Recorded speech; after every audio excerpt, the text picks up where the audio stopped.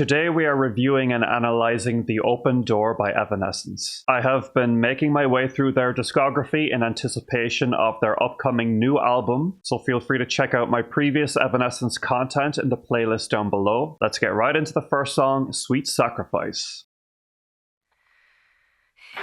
It's true, we're all a little insane, but it's so clear now that What an intro.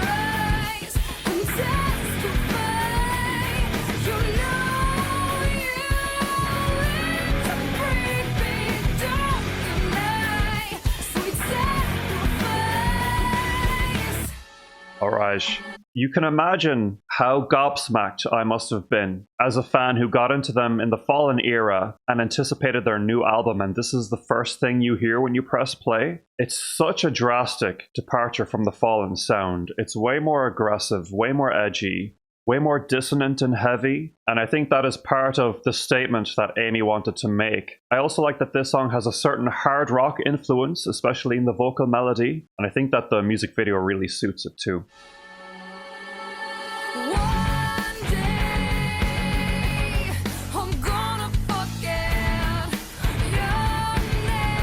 That bass underneath is really good.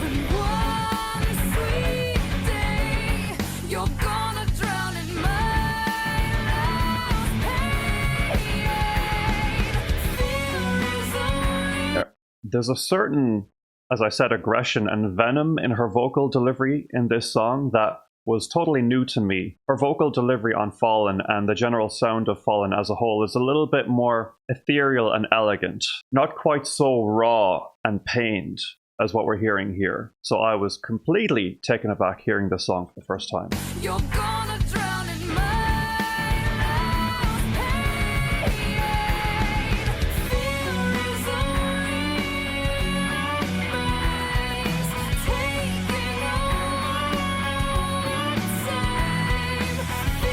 Such an interesting pre-chorus too.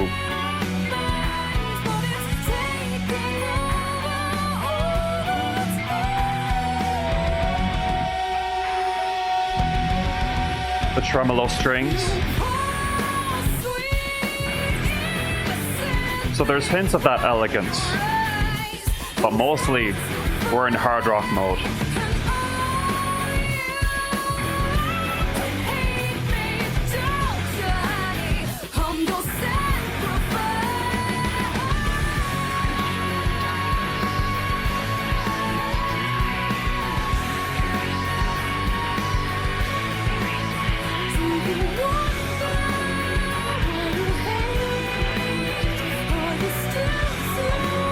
It's such a banger.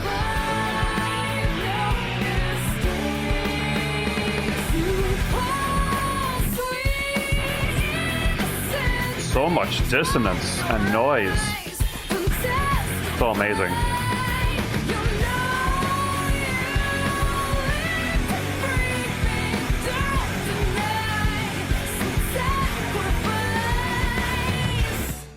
And that final note at the end, that final sting, it's a certain unresolved feeling. Yeah, this song really was such a statement to open the album with. Really drastic and ballsy evolution in their sound. Completely out there, experimental, amazing classic from this album. Moving on to probably the most well-known song from this album, Call Me When You're Sober. Don't cry to me.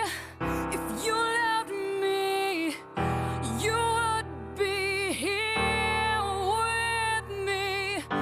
You want me, come find me. Make I be your man.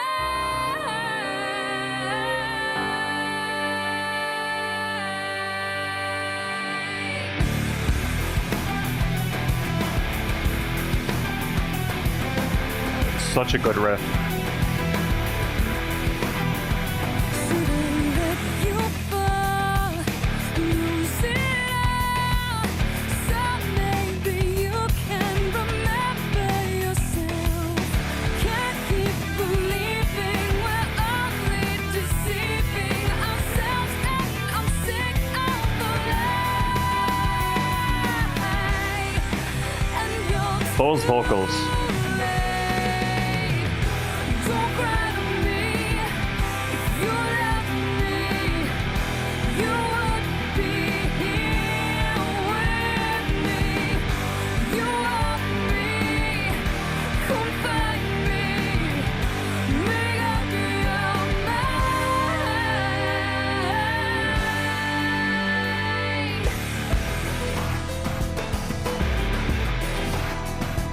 I think the cool thing about this song is that it has a certain soulful edge to it. There's beautiful lifts in the chord progressions, more bright major chords to offset the darkness. This song was obviously the lead single from the album and the first taste of new music that I got at the time, and I was just blown away by this song. It didn't quite shock me as much as Sweet Sacrifice because there's still a lot of piano and strings in this song, still elements of that etherealness from Fallen, but with an interesting evolution in the sound. The riffing in the song, everything hits.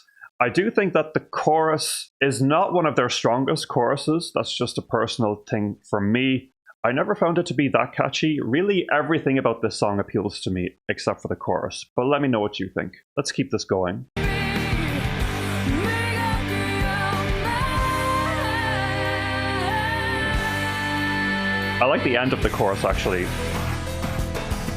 Here's this cool little creative piano break. Couldn't take the blame. Sick with shame. Must be exhausting. And back into the heavy riffing. You know, the light in the dark.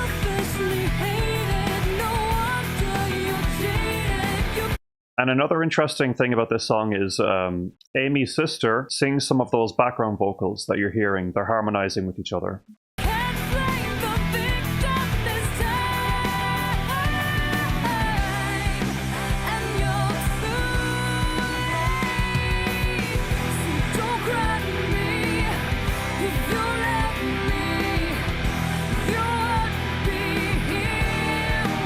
This music video is so good. The choreography and the colors, the costumes.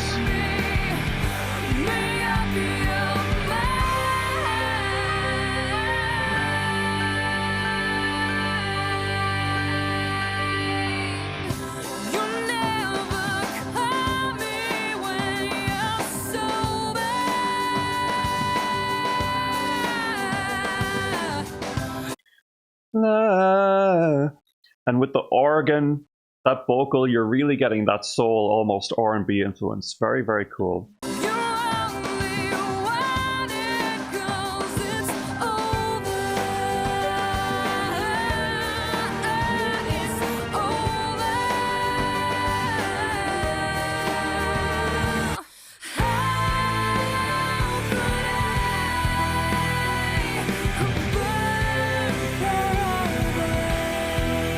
Very dramatic bridge.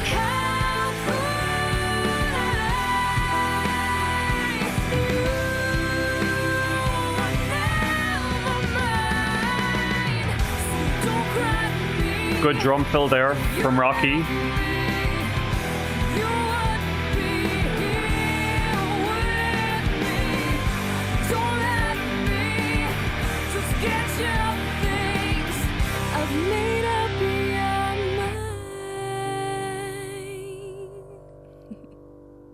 And the little giggle, really nice touch. Yeah, obviously lyrically, that song also is very pointed, and Sweet Sacrifice too indeed. I think Sweet Sacrifice was probably more directed at Ben, and obviously Call Me When You're Sober was directed at Sean Morgan, that's right, who was Amy's ex at the time, and their tumultuous relationship inspired a good chunk of these songs. Moving on to Weight of the World.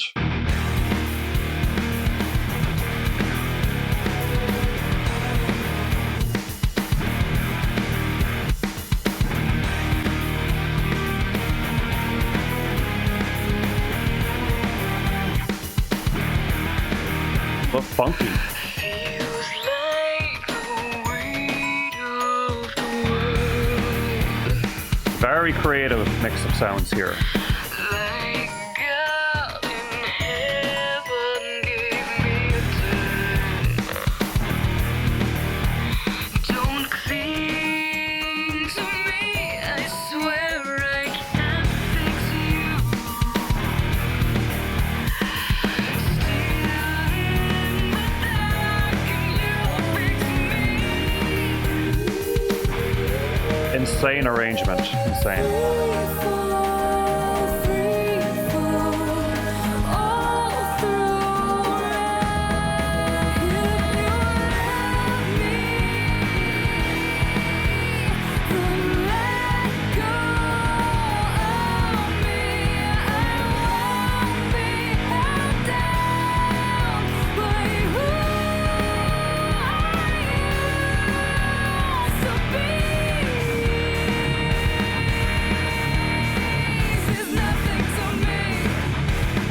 So nasty. This song is really just another banger. Such a wild whirlwind of sounds. Love the way this song moves. Again, this is really unlike anything that we had heard on Fallen. The song has a really interesting swinging feeling to it. A constantly moving, constantly shifting monster. And the arrangement is so detailed. There's so many different elements, but they're all given their space to shine. I've always had a slight issue with the phrasing of the chorus. Let's listen to the chorus again.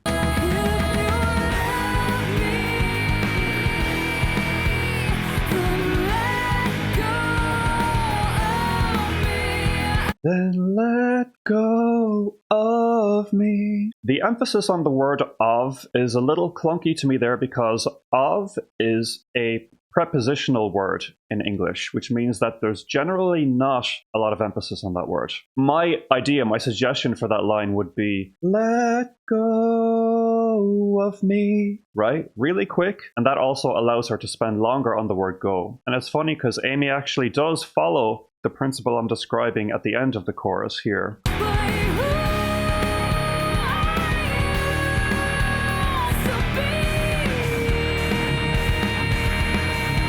Doesn't spend any time on the word to, it's just to be. She doesn't say, I used to be, right? It's because that's clunkier. It's to be. It's nice, tight, it's expressive. So it's funny that she followed that principle for the end of the chorus, but decided to emphasize the word of previously in the chorus. And that could be just an interesting creative decision that she was feeling. I just find these things interesting to discuss. Let me know your thoughts on that. Let's continue.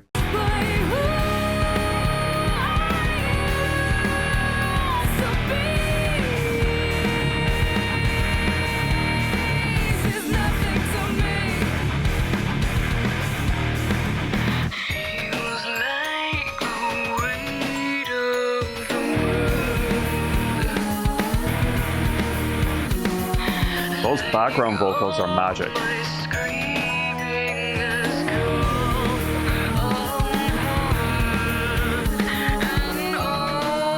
Such an otherworldly texture.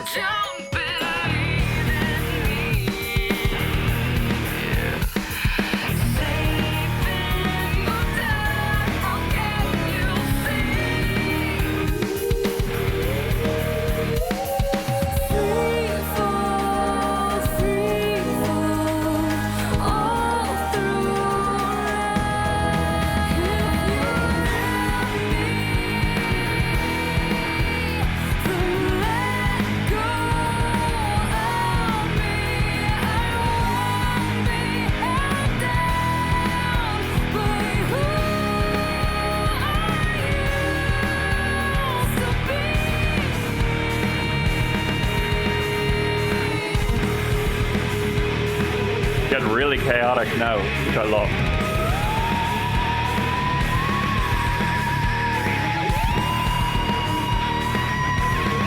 A whistle tone.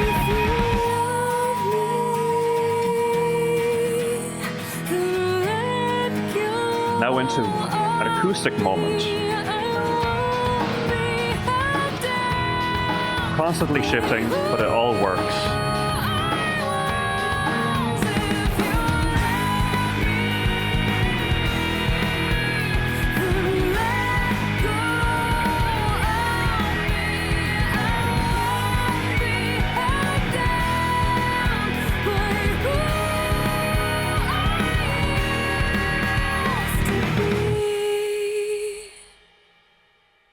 And the a cappella finish, again, playing with the textures. The lyrics to me speak about her wanting to evolve as a person. As she says, not wanting to be held down by who she used to be. Could be a message to the fans saying, let me evolve musically. And this song really is also such a statement because it does constantly evolve. All comes together. Beautiful track. Now the next one, track 4, this is some serious business. This is Lithium.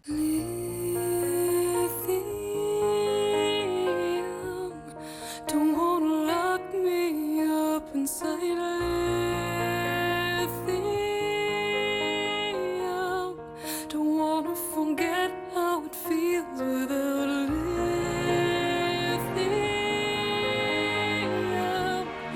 I wanna stay in love with my soul. Oh, but God, I wanna let it go.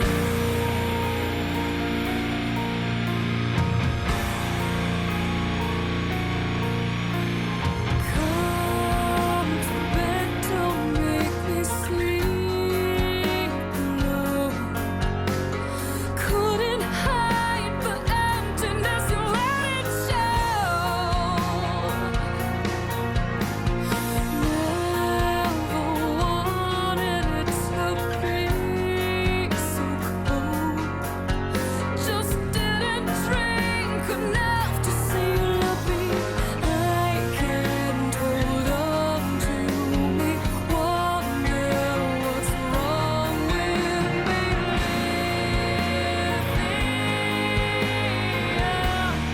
Don't wanna lock me up inside lithium.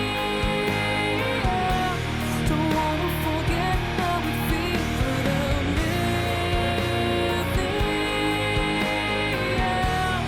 I wanna stay in love with my soul.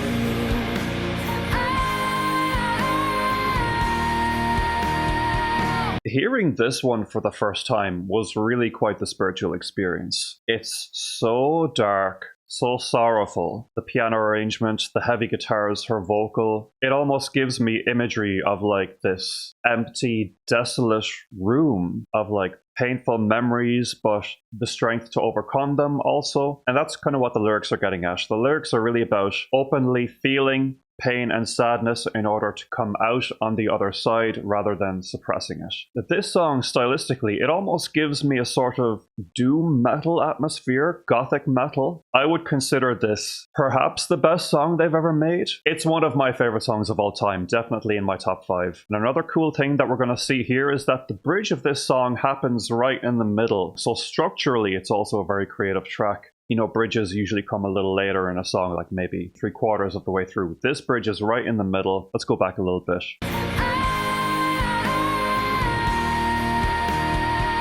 Don't wanna let it lay me down this time. Little hints of melody in the background too.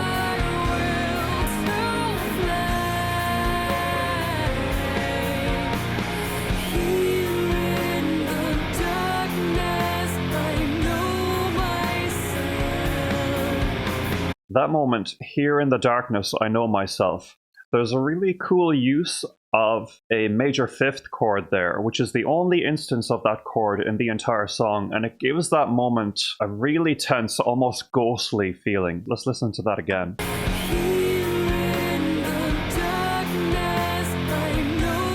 Hear that slight change in the chord progression? Very, very nice.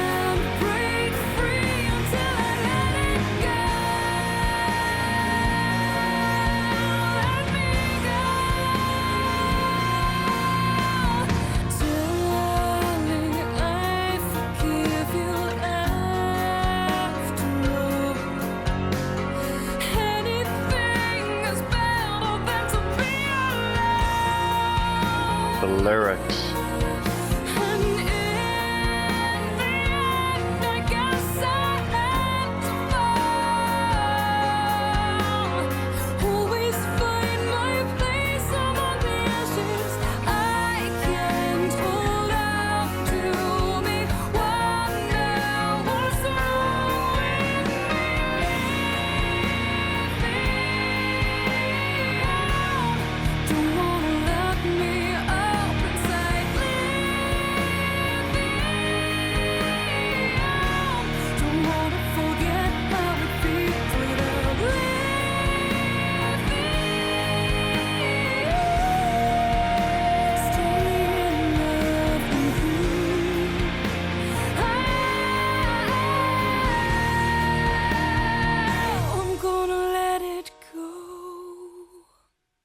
jaw-dropping excellence. She really pushed her voice to the limit on this album. Let's move on to Cloud 9. This is an interesting one.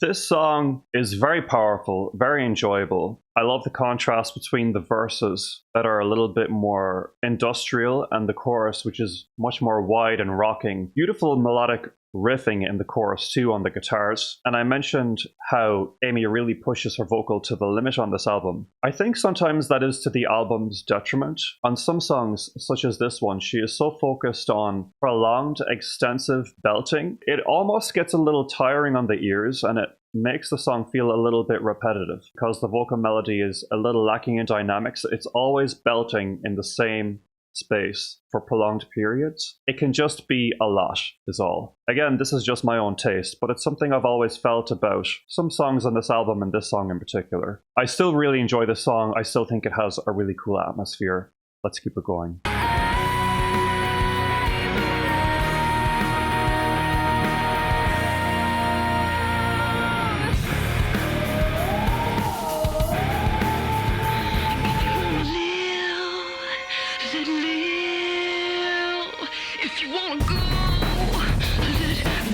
It's all about the details, that growling bass.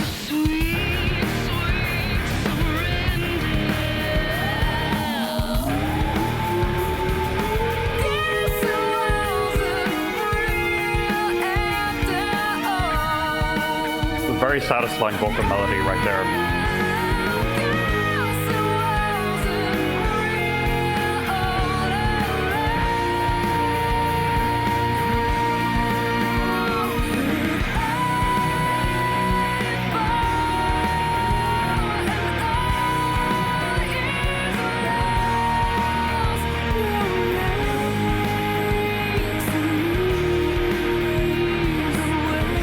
I love the counterpoint backing vocals in that moment.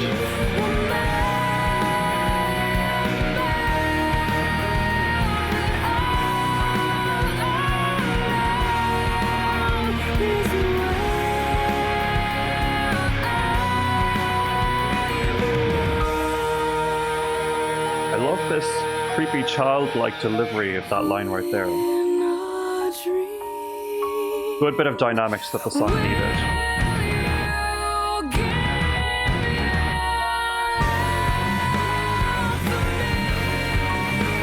Drop right here.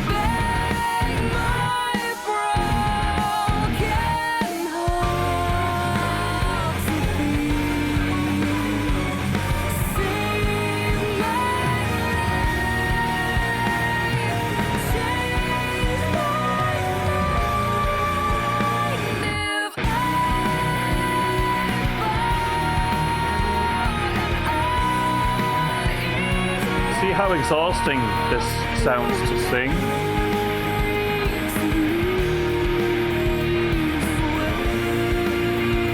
Some brief soft breaks for her here and then back into full voiced belting.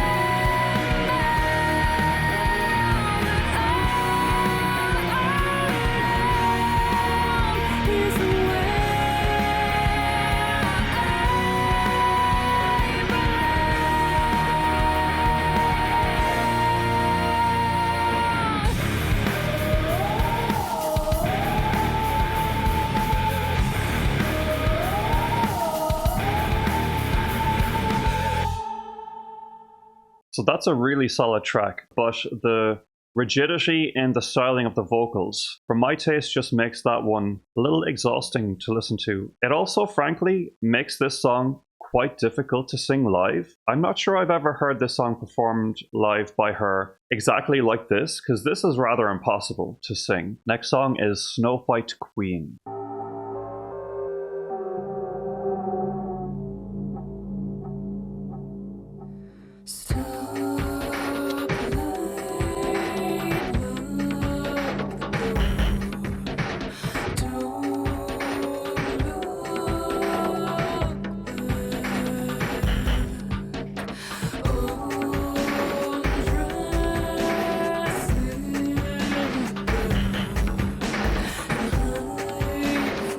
I think we're getting a little Björk influence here.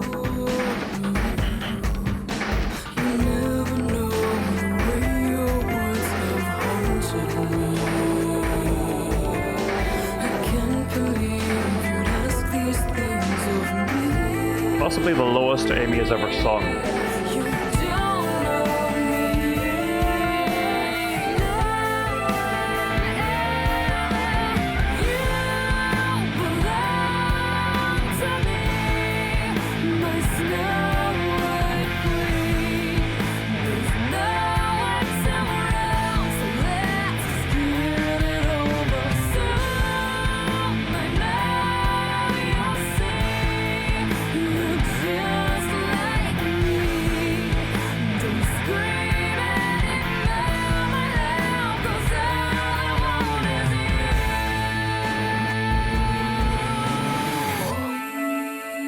Amy wrote this song about her stalkers at the time, which is why she feels uncomfortable playing it live anymore. But this is a really cool, interesting, creepy, unsettling track. Vocally pushing herself to her limit again on this song, and I'd say on most songs in this album, with the range. That vocal melody in the pre-chorus is the lowest I believe I've ever heard her sing. One general critique I have of this album is that a lot of the choruses share the same chord progression. It's like 6-4-6. That pattern. It doesn't really bother me too much because there's so much variety in the melodies and the arrangements and the rhythmic patterns, etc. But it does have a tendency to make the album sound a little bit monotone, like it's always hanging around the same emotional quality. So if you are an Evanescence listener and you've always felt, I'm not crazy about The Open Door because some of the songs just sound the same, you're not completely off the mark. Compositionally, a lot of them share that same trait. They share the same chord progression. Let's continue with this track.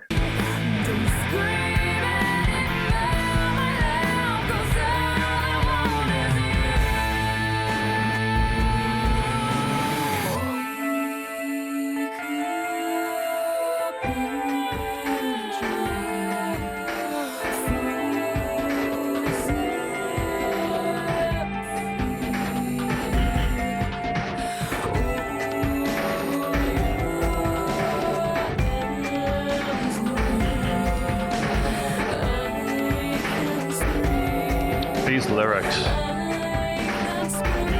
Terrible to think she was going through this. Probably still goes through it from time to time.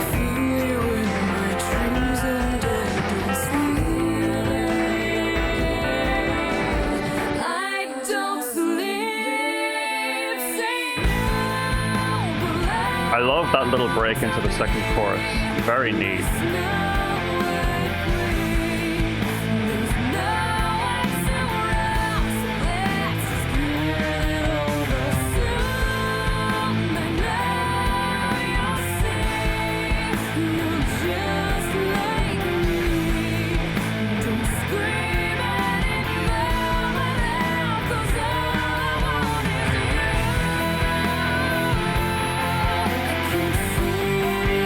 Here we have one of their best bridges ever.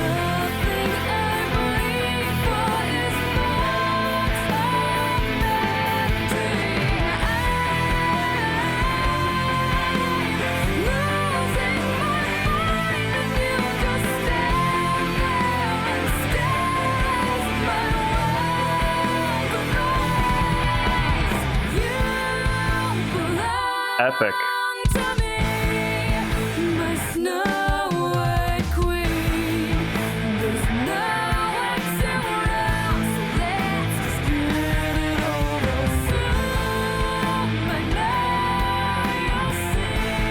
I believe there's a flat fifth in the scale of the vocal melody that gives it that extra creepiness.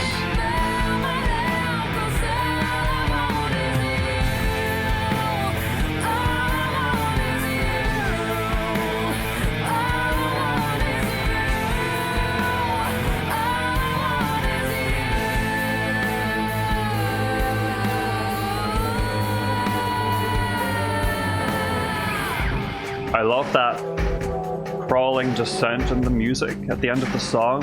Really awesome. Very, very creative.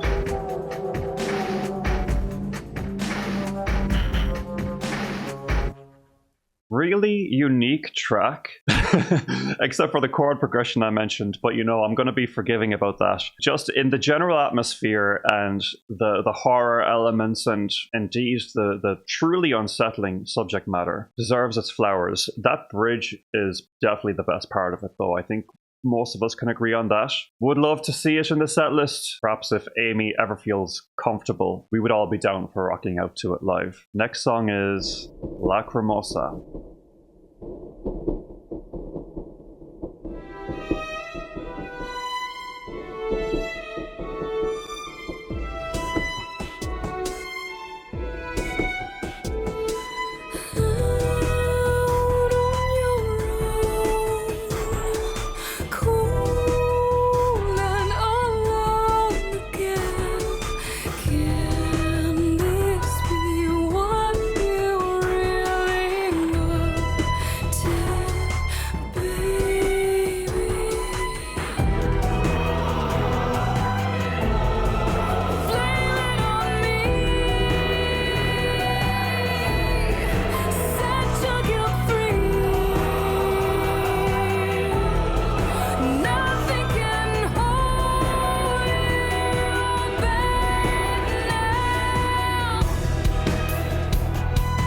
The insane imagination to interpolate Mozart's Lacrymosa in this way, it's so fitting. It really feels like an original piece. These strings and choir were recorded especially for this particular song, by the way. They weren't just ripped from another recording.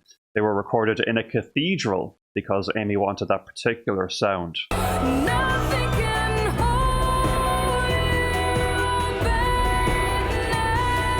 Amy put a lot of her own money into the recording of this album because she wanted to go that extra mile. It wasn't all paid for by the label.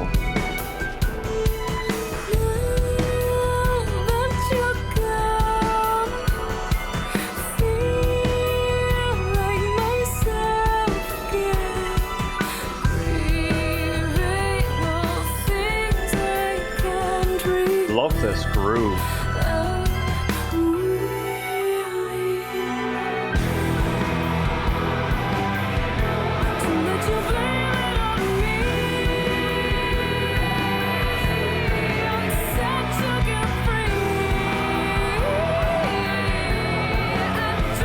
Amazing melody.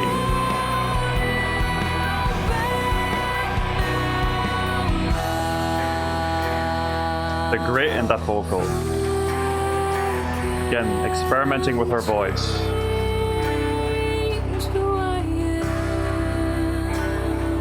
The steel guitar texture.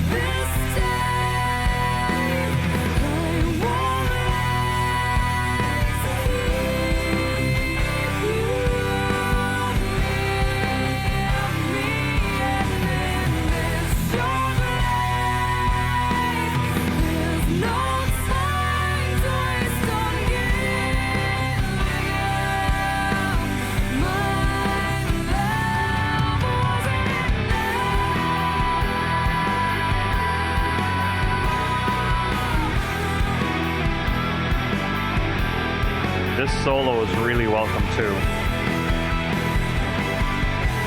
Fitting with the classical texture, chord progression.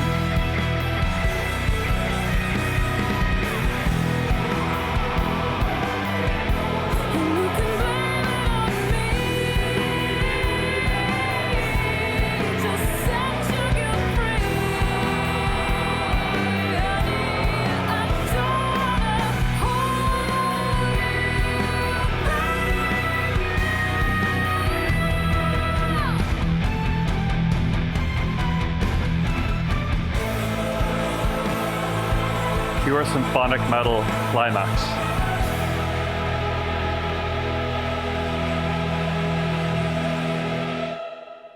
And ending on a major chord there just as a bit of a palate cleanser, a slightly bright note. This really is one of the better songs on the album. The standard is so high across the board, it's hard to say that, but I can completely understand if someone were to say that this was their favorite pick from it. Wonderful reinterpretation of the Mozart classic. Next song is Like You.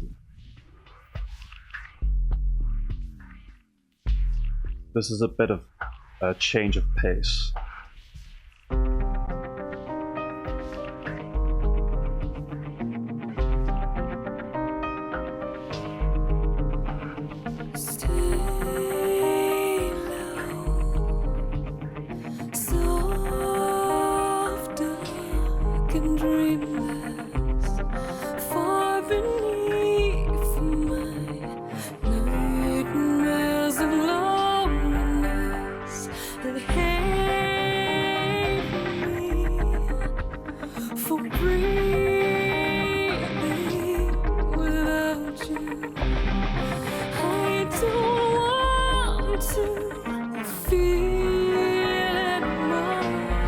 Really interesting transition, really interesting. Took me a while to get used to it, but I certainly am now. I get it, I'm on board.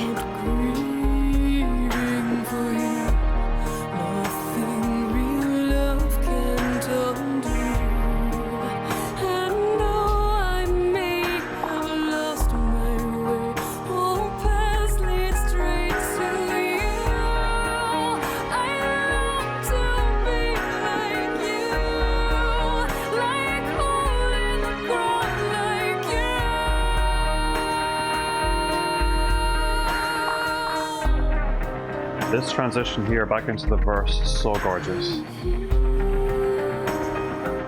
That vocalization, amazing.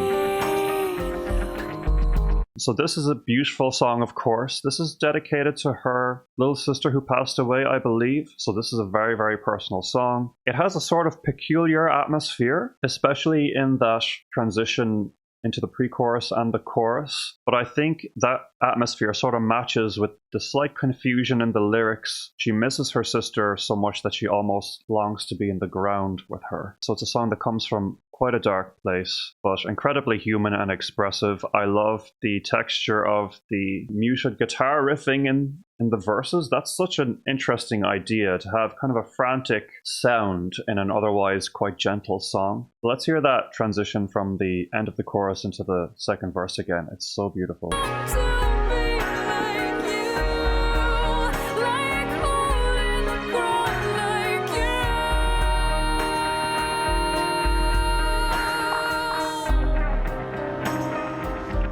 Wow.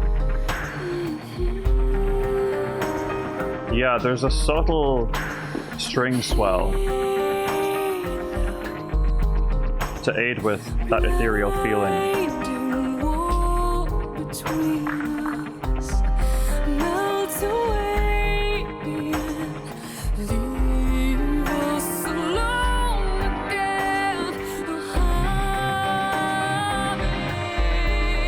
Outstanding vocal.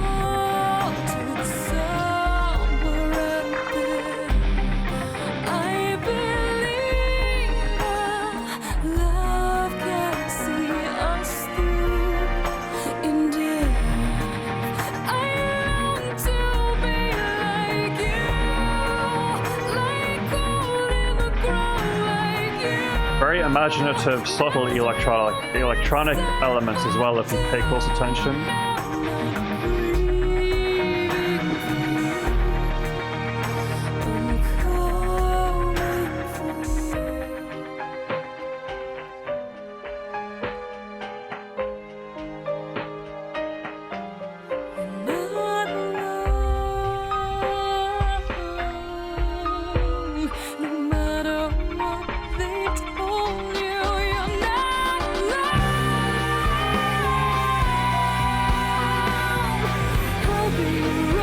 Wow.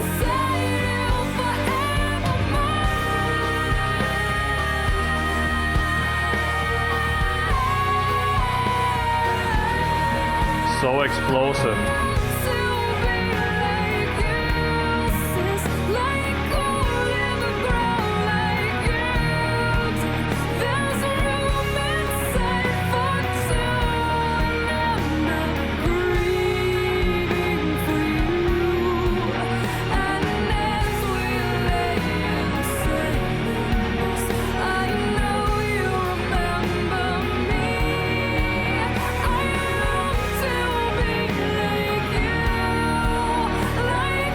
I think the song peaks at the bridge, and the chorus melody has never been my favorite, though as a whole, of course, this song is very successful.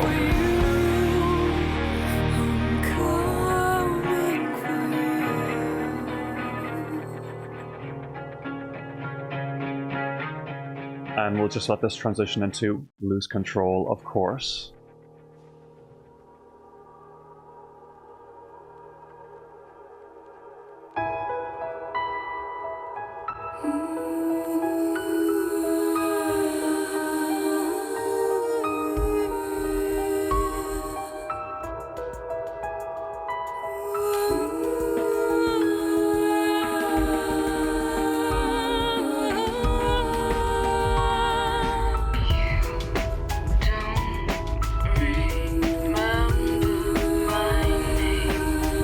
The atmosphere creation is just next level on this album.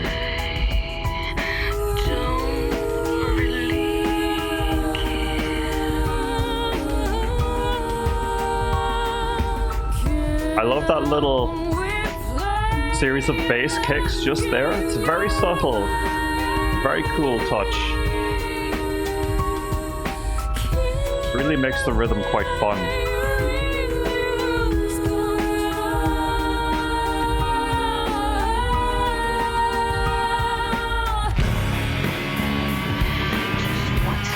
The noise. Very nasty.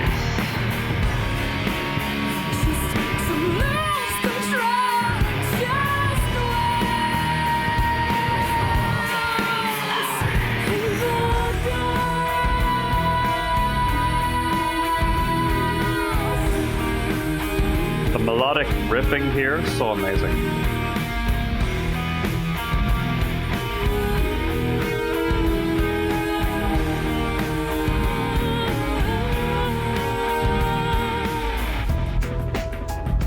This song is the purest example on this album of the unhinged, unbridled creativity that Amy was dying to express, coming from Fallen, where I guess she felt like her creativity was a little more stifled. It's definitely the weirdest and maybe even the coolest song on this album for that reason. Sadly, we haven't really gotten anything this crazy since. Like, this song, it really breaks all the rules. Its structure is really kind of just odd, but in the best way possible. All of these musical choices really go towards the sentiment that's being expressed in the lyrics.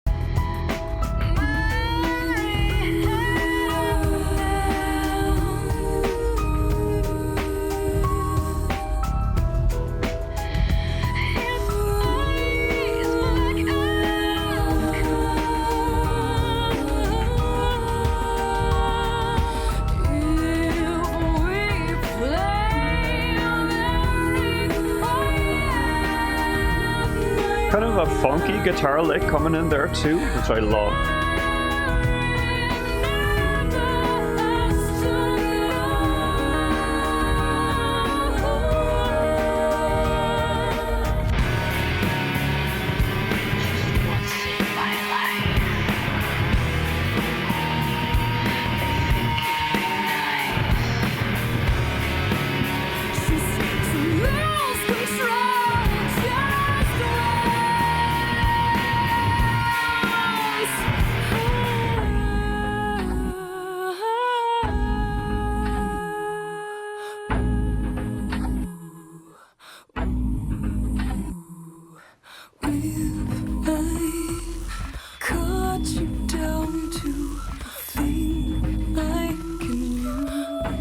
Her mind.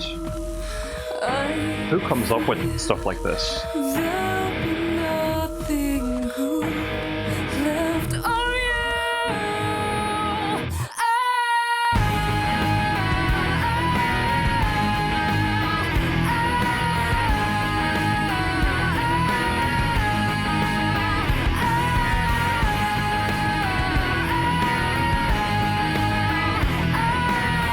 Such a cool song.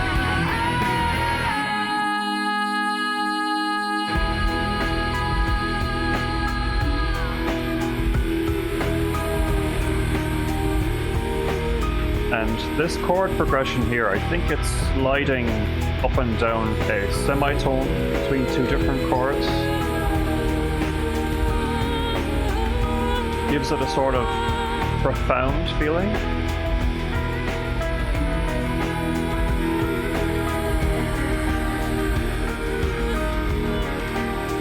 I love that little playful series of kick drums.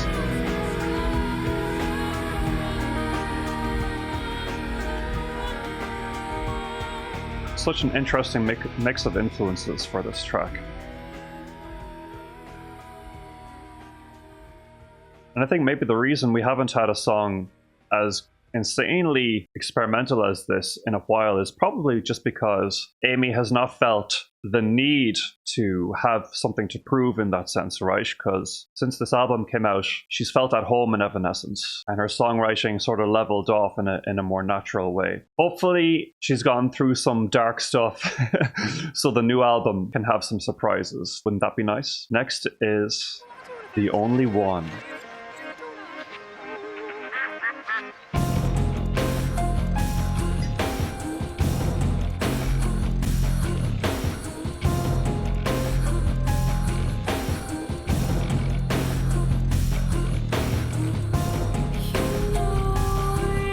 This is one of my personally favorite songs.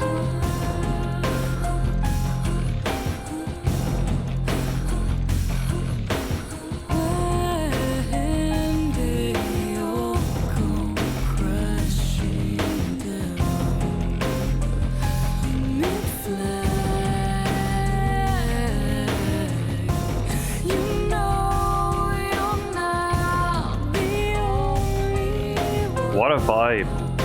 Just the bass, the piano, the drum, and her voice.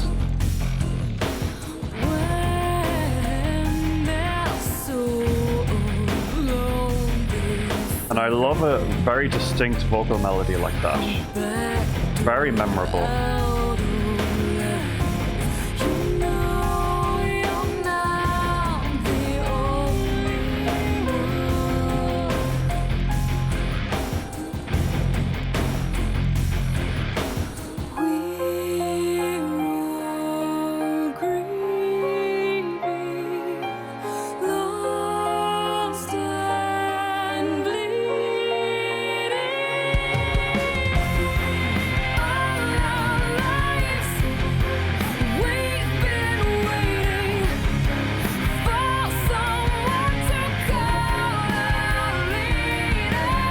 What a chorus.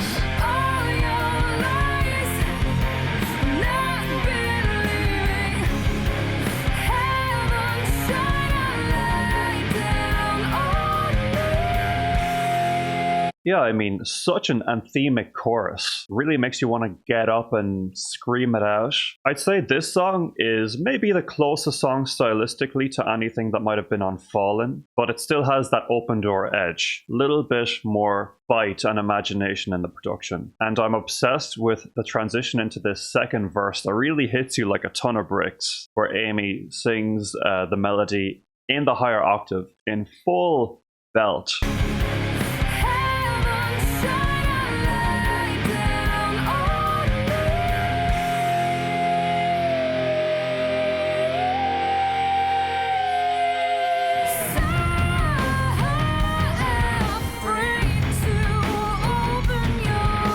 Possibly the best transition on the album.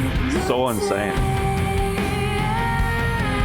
The feedback leading into the drop is like, I'm obsessed.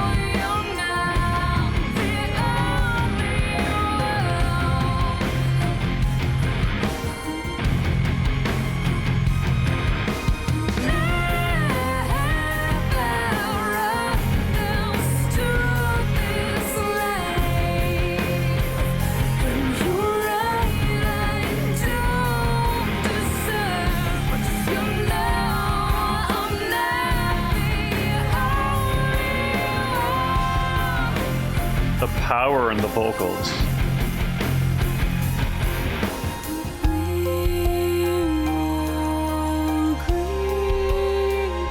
little bit of kick drum and hi-hat to offer a bit of variety from the first pre-chorus.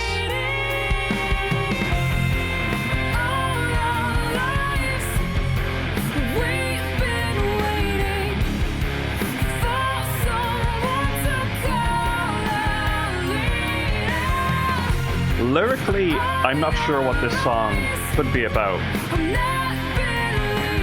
What do you guys think? Is it political, potentially?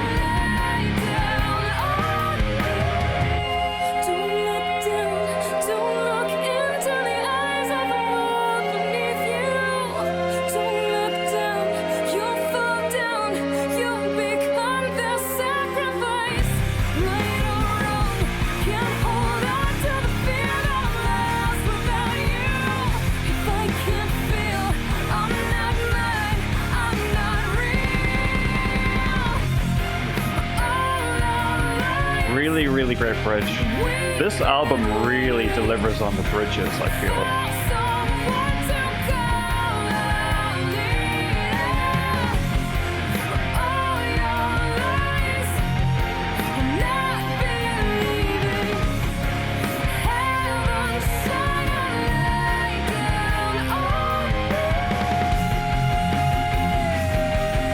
Melodic riffing to finish off.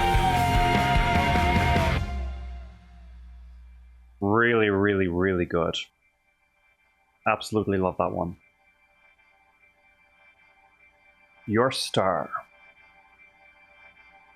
A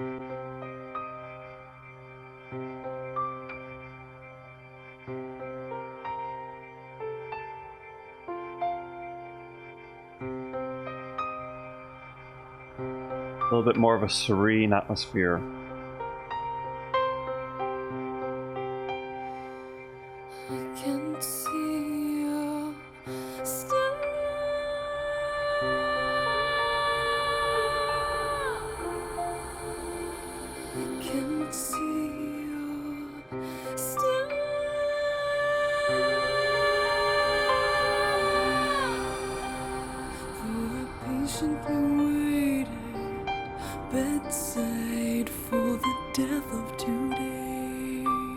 That no choice on the word star is certainly interesting.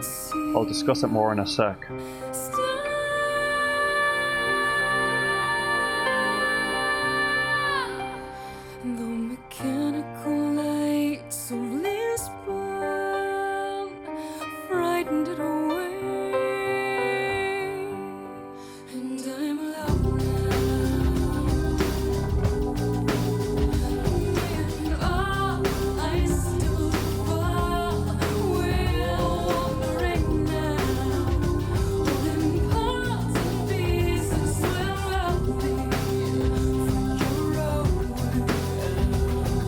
A little bit of a connection to Call Me When You're Sober in the soul influence I'm hearing. Definitely bordering on gospel in this song, especially with the choir later on. That vocal line, I can see a star. That note is, I think it's a 2 on the minor scale. It's within the scale, so it's not off, but it's just an odd choice harmonically. A more natural choice for that word star might have been the 1 or the 3.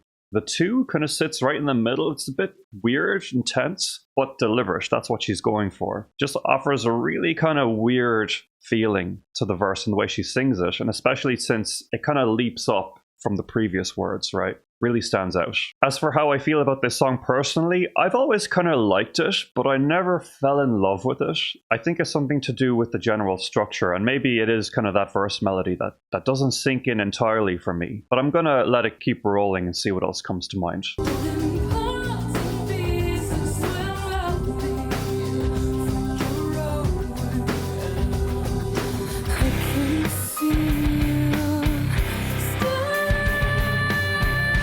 The second verse goes hard.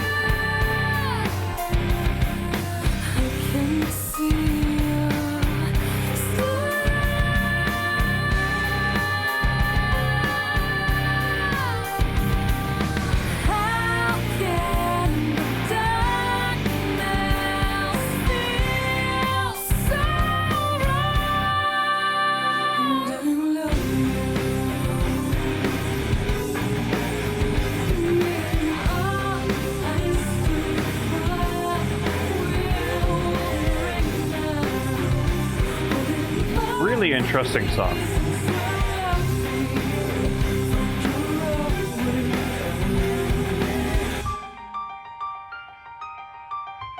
This little heavenly piano part is very nice. It's growing cold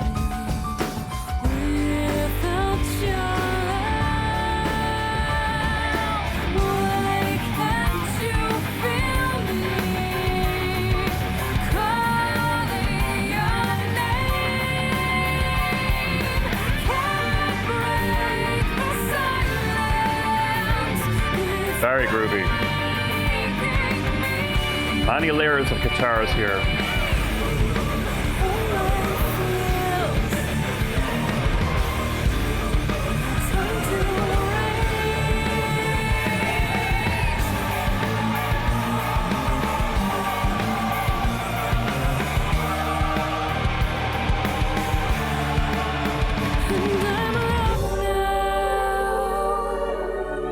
Love this part.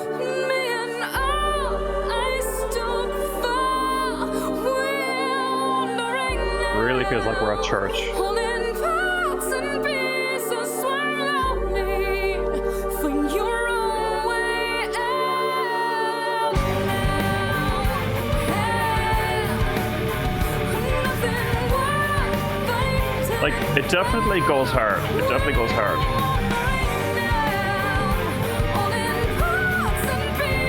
I think in order to take it to the next level, we could have tried switching up the drum pattern to double time here, make it feel a little faster to really enhance that climactic feeling.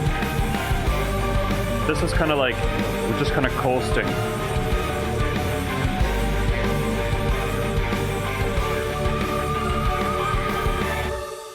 And then ending on an unresolved note.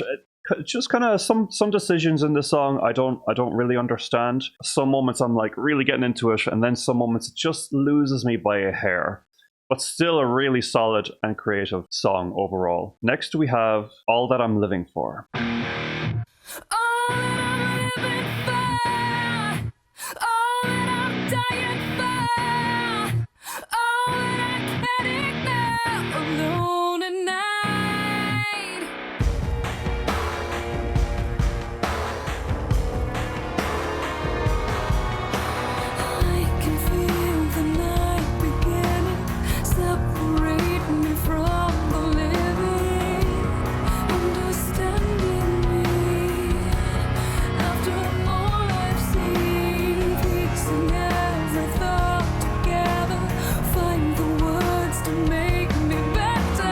Very pretty verse.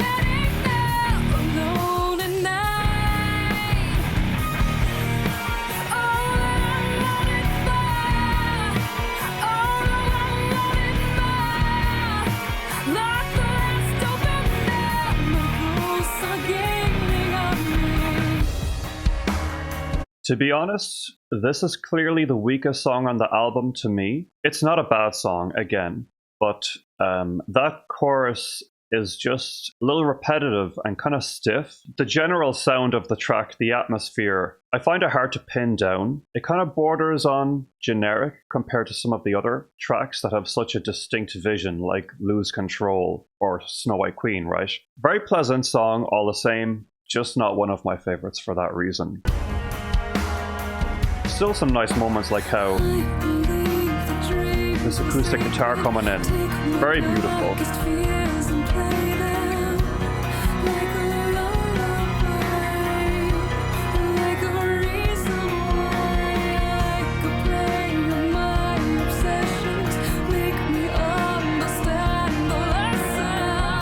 There's an acoustic version of this song actually that's really amazing.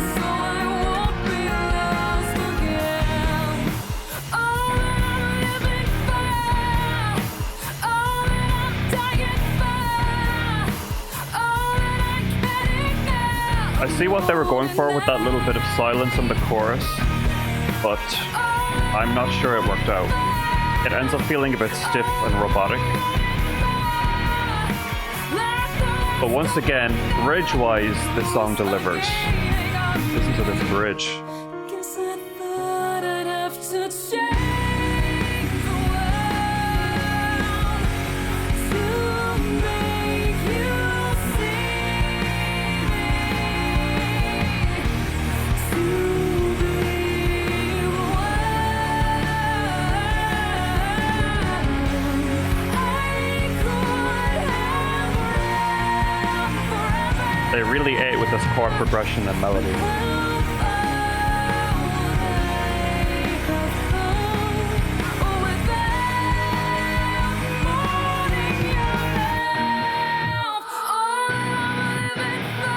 I love this instance of the chorus.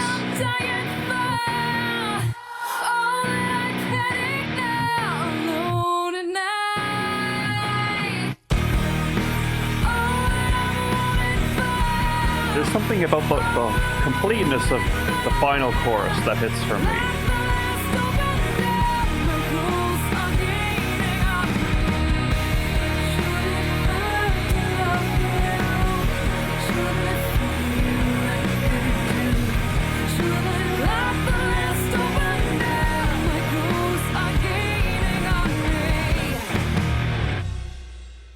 And interesting sort of haunting vocal melody line at the end, reminiscent of Taking Over Me a little bit, that part, should it hurt to love you, which is interesting since John LeCompte, also choral Taking Over Me, and he co-wrote this song. I also recall him being quite mad that this song wasn't chosen as a single. I think the plan was to put it out as a single, but Amy overrided that decision. So obviously there were some creative differences there, and no wonder they ended up going their separate ways. A solid little tune overall, but just in my opinion doesn't hold up to the other strong songs on this album. Next we have Good Enough, the final song on the official track list. We're not going to look at the video for this because the video doesn't have the gorgeous piano intro.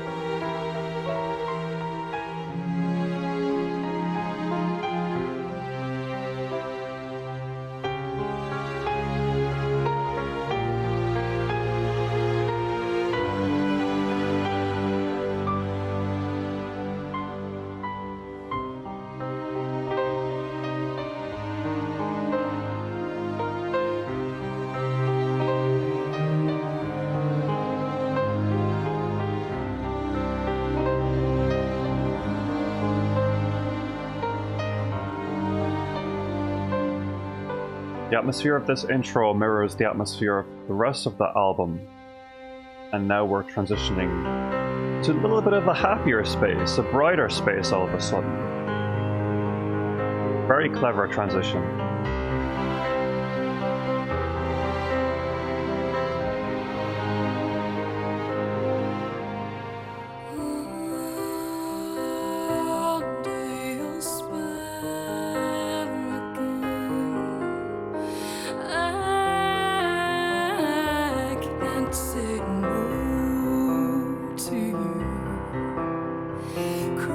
Where did this atmosphere come from all of a sudden?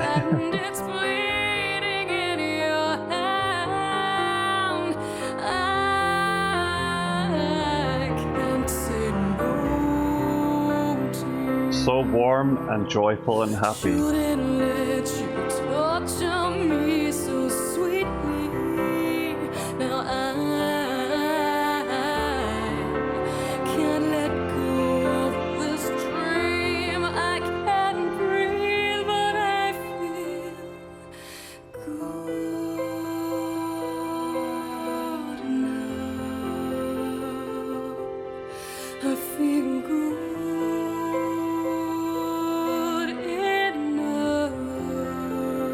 Such a pretty chorus.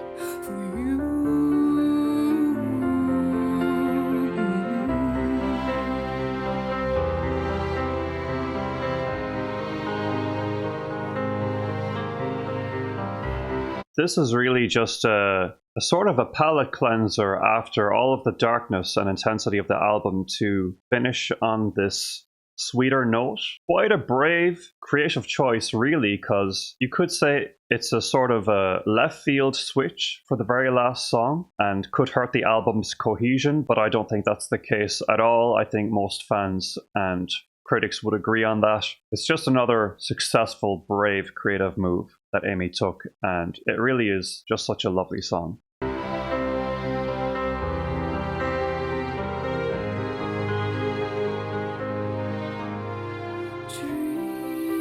Drink up, sweet decadence. I can't say no to you, and I've completely lost myself, and I don't mind. I can't say no to you. Just going at it. Shouldn't let you conquer me completely. Now I Such a sweeping feeling. this dream can't He sweeps you up and then believe. gently lets you down.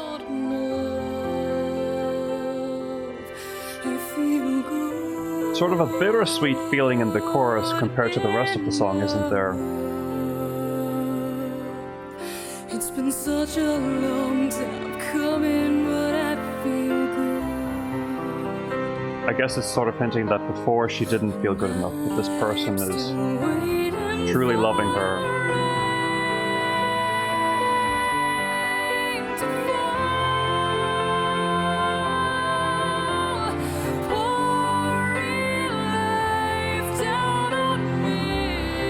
The chords and the melodies and the harmony of the song is just crazy. The dynamics.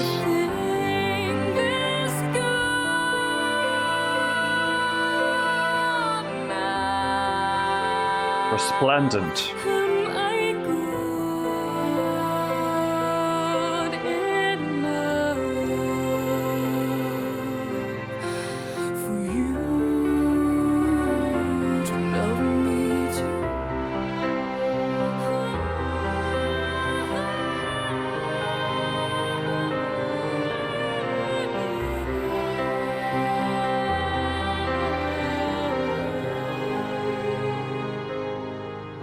So take care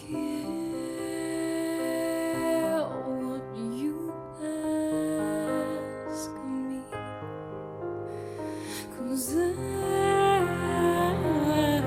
can't say no.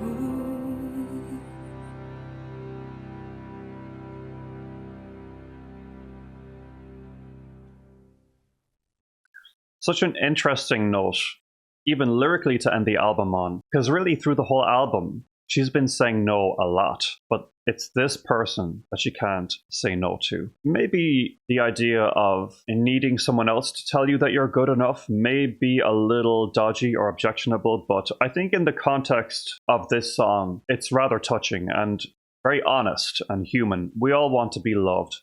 We all want to be accepted. As much as we like to be independent, of course, at the end of the day, it all comes down to human connection and love. That's a part of the honesty in these lyrics that I truly appreciate. Now, we do have some B-sides to take a look at, and I'm going to be playing them from the Lost Whispers album, which was a compilation of B-sides from across their albums. The songs from the Open Door era were If You Don't Mind, Together Again, and The Last Song I'm Wasting on You. Let's go.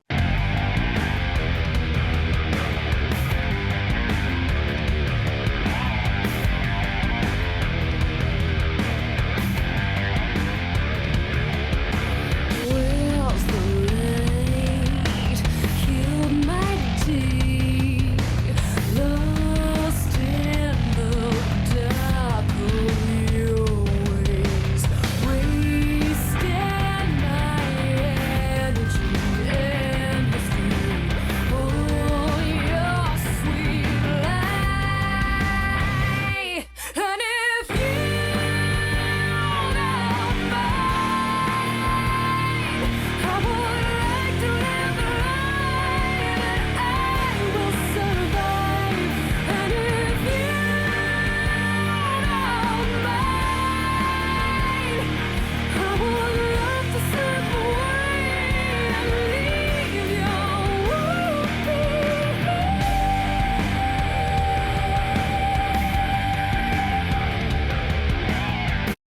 This is a fun little track, a nice little tidbit if you want some extra energy from the Open Door era. Honestly, I don't think this song is really that strong or that good. I totally understand it being left off of the official track list and just kept as a B-side. The chorus is particularly weak and lacking in any sort of interesting energy or dynamics. I think the verses are pretty cool, but even that main guitar riff is kind of like whatever. But still, like, it's just a fun, harmless tune, I guess. Maybe there's some other part of the song that I'm forgetting about that is interesting.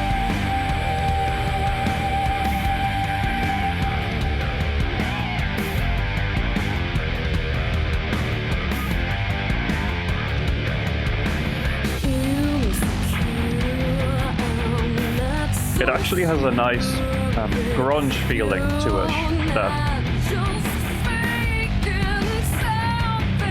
gives it something unique to talk about compared to the other songs.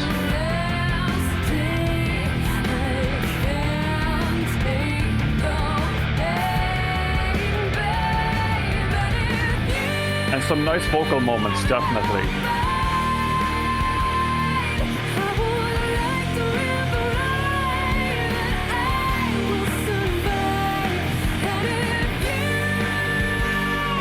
Strange chorus that kind of halts the momentum of the song, like the opposite of what a chorus should do.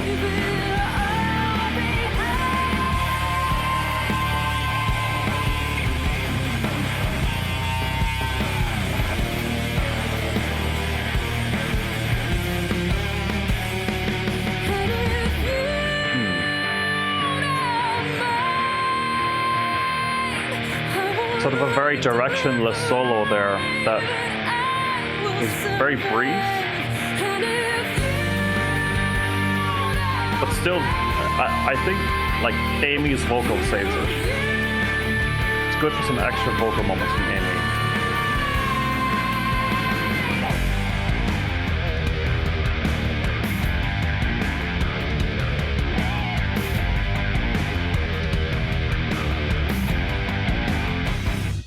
Interesting. It's sort of one of the least notable songs in their discography. I don't dislike it, but I never find myself putting it on, which is crazy, as huge of an Evanescence fan as I am. I live for the B-sides, just not this one. Next we have Together Again, and this song, I certainly have a few things to say.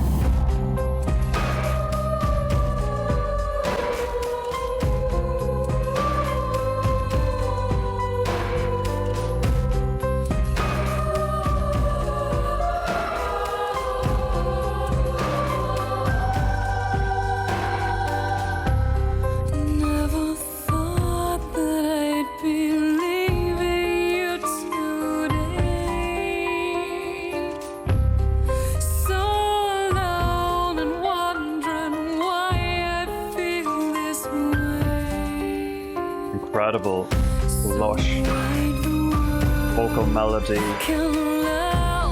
arrangement, vocal performance.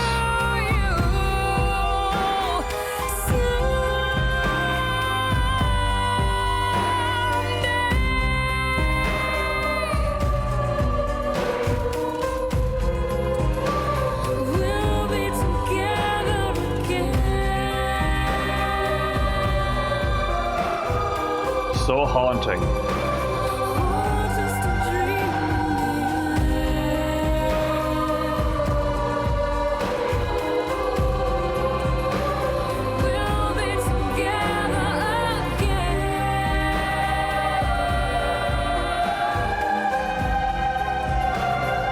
This bridge here is unbelievable.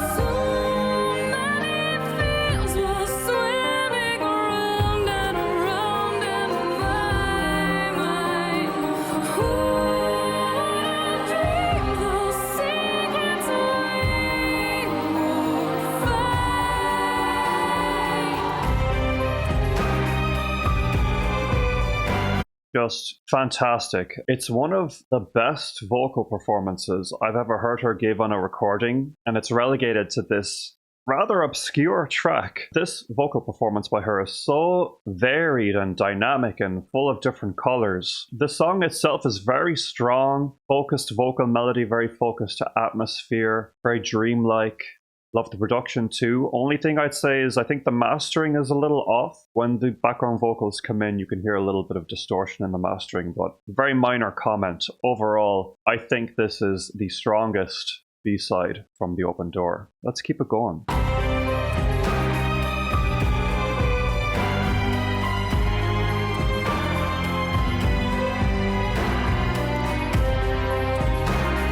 Giving way to this beautiful string section.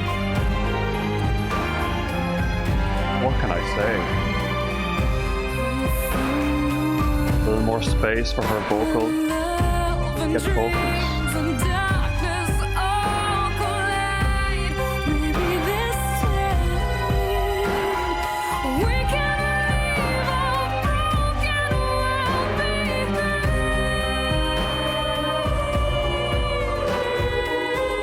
It's that trademark mixture of pain and strength in Amy's singing. In full force here.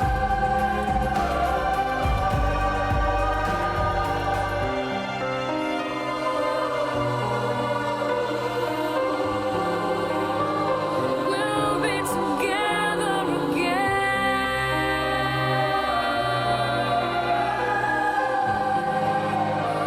Oh, just a dream. And I really love that tiny hint of dissonance between Amy's voice and the piano. Just in that last second. Really lovely touch. We're going to move on to the last song of the video now. And this is called The Last Song I'm Wasting on You. Sparkling gray, the my own veins.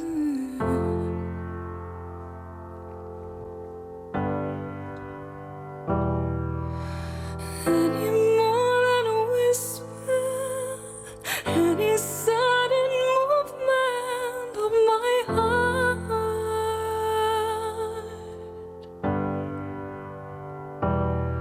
And I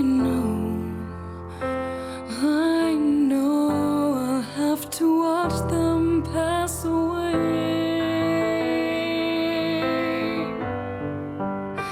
Just get through this day.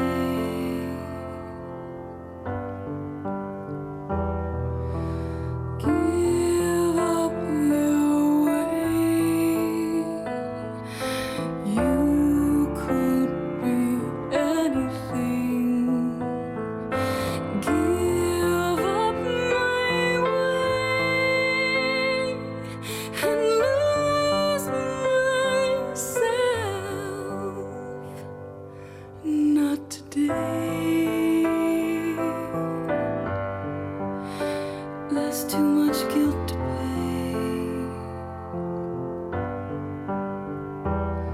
So this is another gorgeous piano ballad from Amy. It's so cool how even in the simplest, raw, bare bones piano ballad, she still finds room to experiment a little with the structure, as we'll see later on. The song doesn't really go verse, chorus, verse, chorus. It kind of transitions off into a different direction. Impeccable storytelling. I think the title of the song is very apt. It really does read as someone who has so much bitterness getting their last word in. It's almost as if this song wasn't necessary to exist because the rest of the album serves that purpose, and it could be why this song really only exists as a vocal and piano, because she didn't want to do this song the honor of building it out with more instruments. So it's an interesting track to listen to and think about. It's almost as if Amy didn't want to make it, but it was just that one little smidgen of anger in her that she had to get out.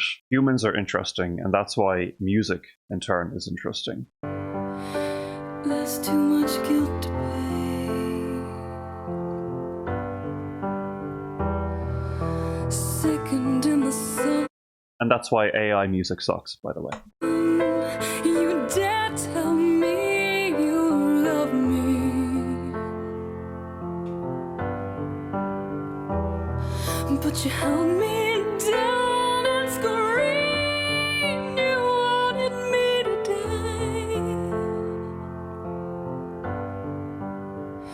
Honey, you know I'd never hurt you that way. You're just so pretty in your pain. Give up my way. There's something very haunting about this chorus melody. I'll make my own way without your That determination, strength.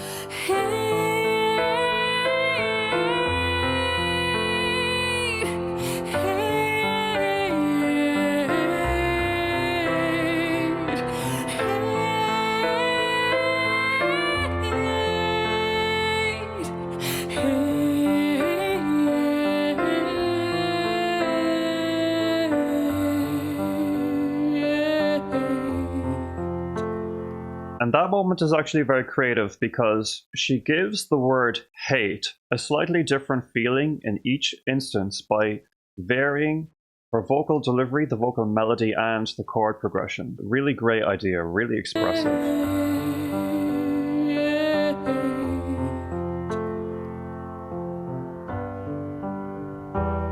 So run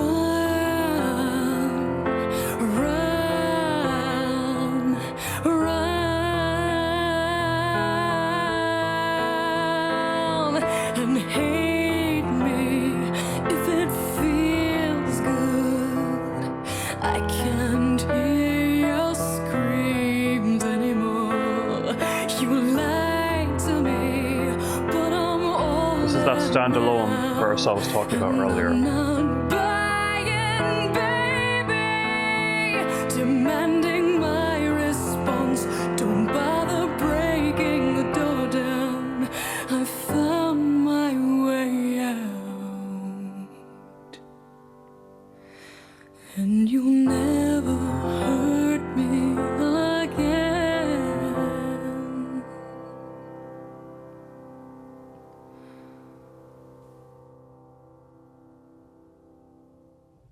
And he never did. What an incredible collection of songs, and what an iconic era from one of the most iconic rock bands of the 21st century. This album really shook me when I first heard it because I got into Evanescence, as I said, through Fallen, which was a little bit of a safer production compared to this. This album is, somewhat chaotic, as I said, really wild, unhinged, unbridled in all of the creative decisions. Amy and the gang really explored every nook and cranny of how they could enhance the experience, enhance the musical expression, artistic development. It resulted in arguably the band's best album ever. I think the common consensus is that their best album is either Fallen or The Open Door. I can't possibly choose between these two albums. They both have their pros and cons, but The Open Door, I would say, at least artistically, has the edge for sure. It's way more personal. It pushes way more boundaries. The only case that I think it was to its detriment is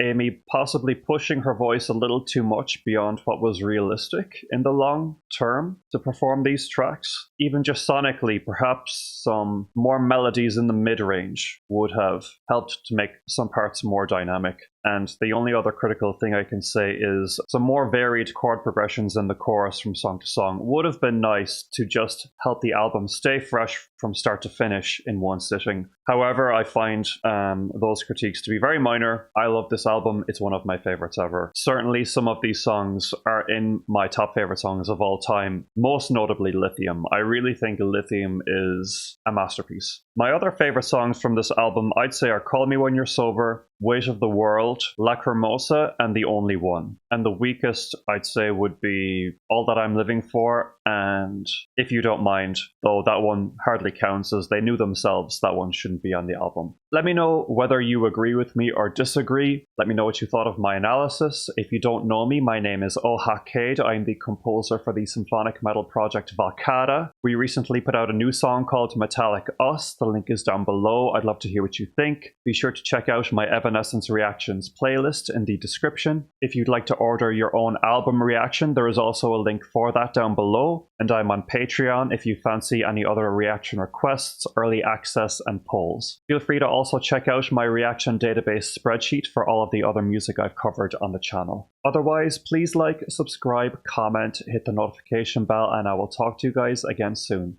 Thanks so much and take care.